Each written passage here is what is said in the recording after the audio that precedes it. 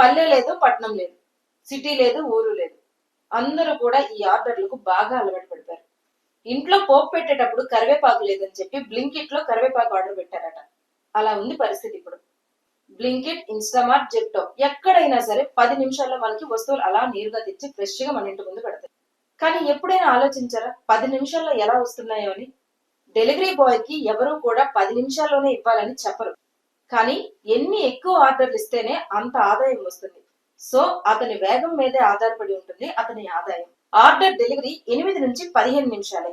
ఇంకో విషయం ఏంటంటే అసలు కస్టమర్ ఆర్డర్ చేయకముందే ప్లానింగ్ అయిపోతాయి. అలా డిజైన్ చేస్తారు. ఈ సరుకుల గోడం అనేది నివాస ప్రాంతాలకు దగ్గరలోనే ఉంటాయి.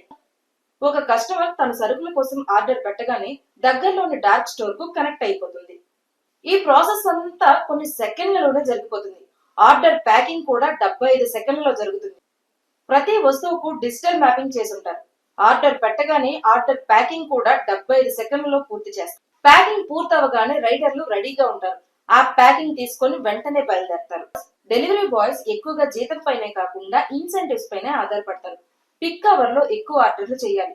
ఎక్కువ ఆర్డర్లు చేస్తేనే ఎక్కువ ఆదాయం వస్తుంది. డెలివరీ లేట్ అయితే ఇన్సెంటివ్స్ కట్ అవుతాయి. వాళ్ళకి ఎవరు టైమింగ్ చెప్పరు.